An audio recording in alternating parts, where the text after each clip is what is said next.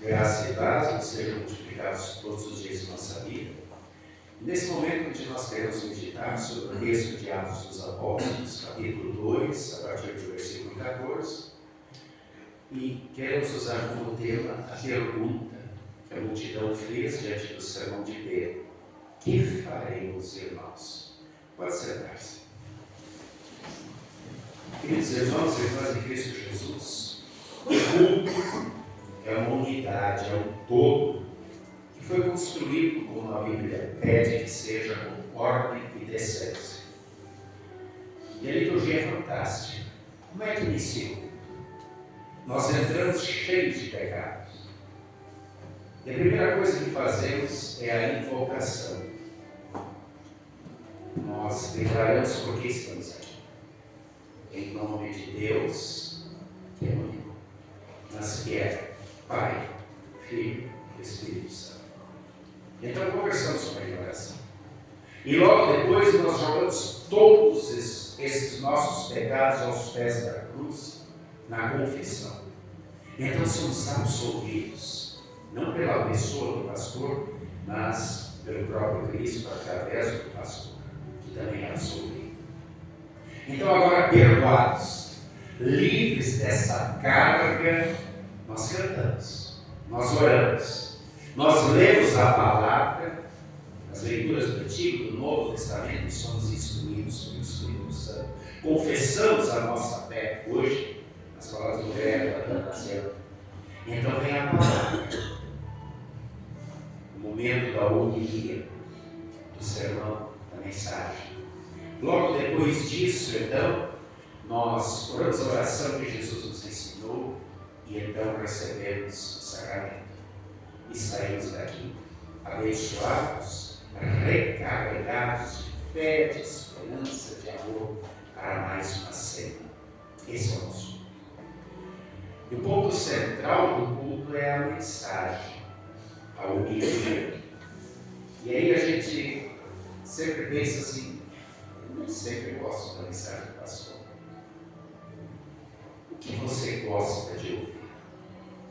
Padre Antônio Vieira, ele conta um episódio que aconteceu na época dele. Ele disse que havia dois grandes pregadores, dois excepcionais pregadores. E foram levados para uma universidade, onde cada um fez uma pregação. E aí os professores deveriam julgar qual deles era o melhor. E daí parte. Os dois eram excelentes nos argumentos, na figura de linguagem, na construção do texto, na persuasão, na retórica, e não sabiam o que fazer, mas alguém tinha que ser declarado vitorioso. Então, um dos professores disse: olha, eu não sei se isso vai contribuir ou não, mas é o seguinte: quando um pregou, eu fiquei muito feliz, muito contente comigo mesmo. E quando o outro pregou, eu fiquei arrasado comigo mesmo. Certo teólogo disse: antigamente os profetas, eles iam a Deus para saber o que ele queria dizer na Bíblia. Hoje, a grande maioria dos pregadores vão aos seres humanos, aos homens, às mulheres, e perguntam o que eles querem ouvir. E assim que o liberalismo, o progressismo, ele infiltra em muitas igrejas, eles dizem que na verdade não são a verdade de Deus. E muitas pessoas recebem, através da teologia da glória, através da teologia da prosperidade, informações que na verdade não é Deus quem está dando. Entretanto, é preciso ouvir. E precisamos sempre de novo lembrar da necessidade de ouvir a palavra como ela é, pura, lei que nos machuca, porque aponta a nossa ferida.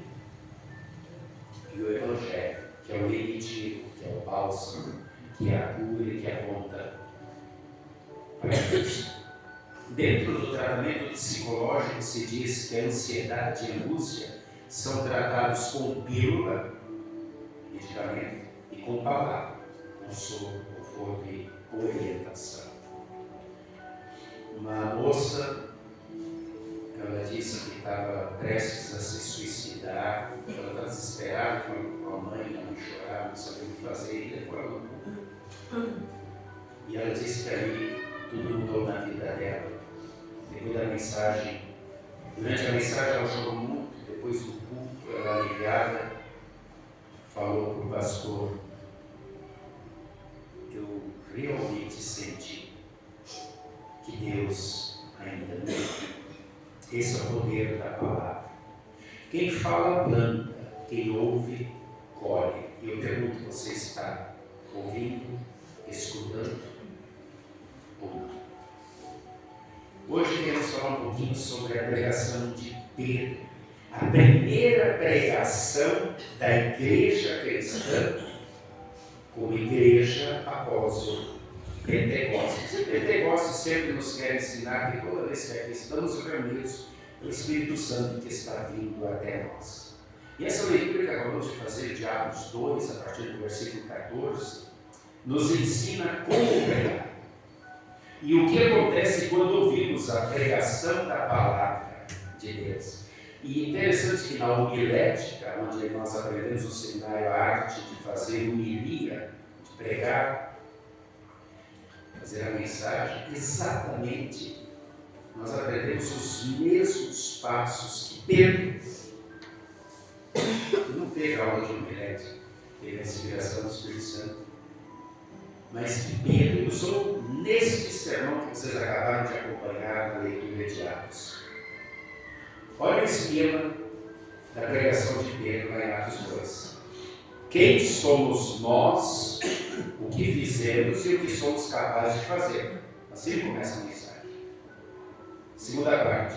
Quem é Deus, o que Ele fez e o que Ele é capaz de fazer.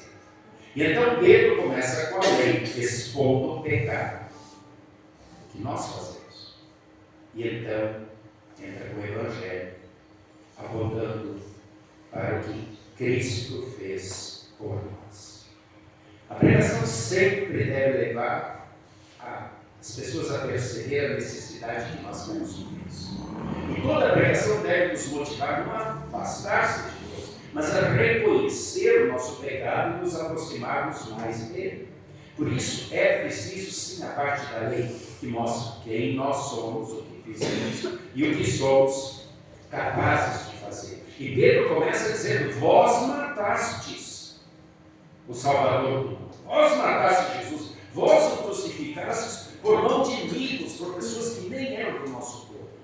E o povo se apavorou, porque é a mensagem da lei que machuca, que fere e que colocou esse peso sobre os seus ombros.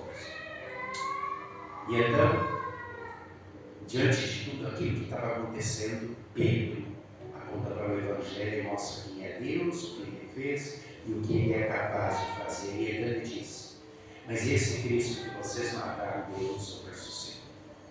E Ele venceu os grilhões da morte, do inferno, e agora nos dá perdão e salvação.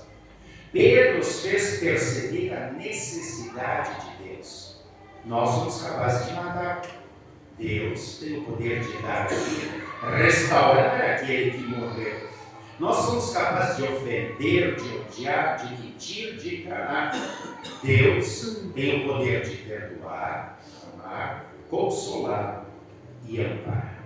E diante dessa pregação maravilhosa de Pedro, qual foi a reação do povo?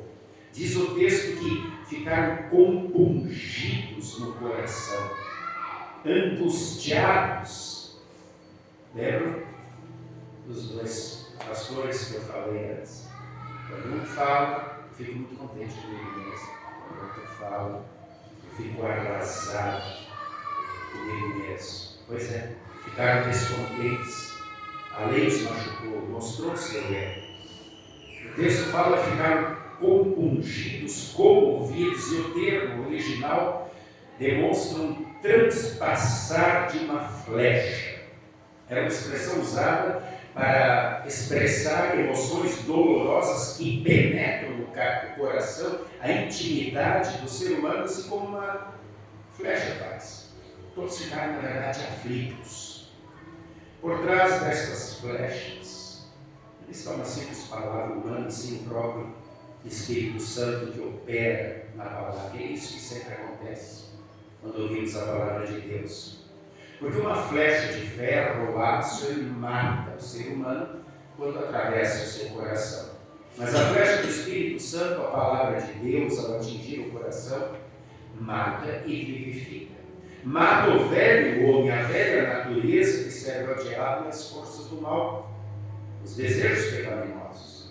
Ela cerca o orgulho, a vaidade, a raiva, o ciúme, a inveja, o egoísmo, a ganância. E então vivifica, faz renascer o novo homem que é criado segundo Deus, segundo o Espírito Santo, que produz nesse mesmo coração bondade, mansidão, domínio próprio, lealdade a Deus e amor.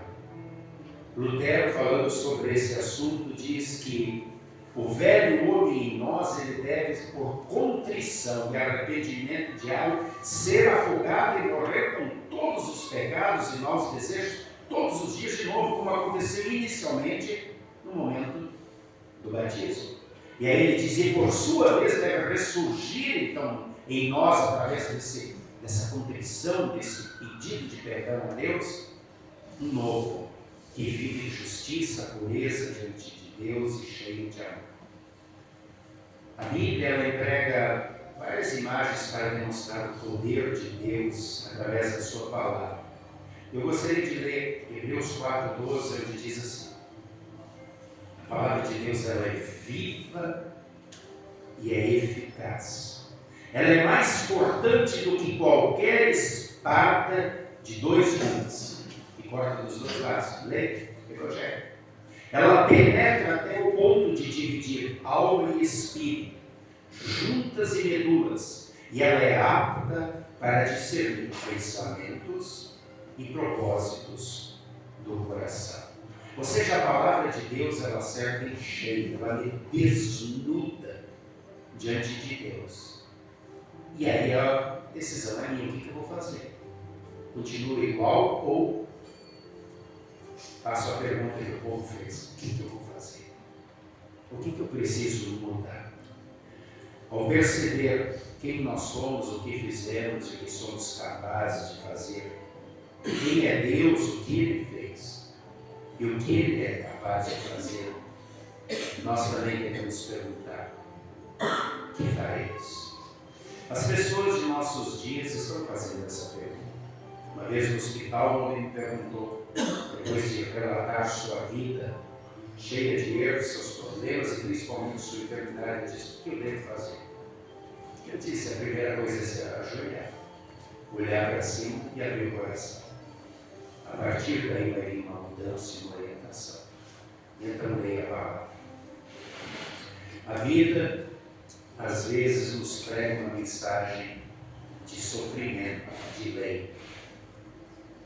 Quantas vezes nós passamos por decepções, por angústias, por incertezas, por medo, por violência, por mentiras, por abandono, por solidão.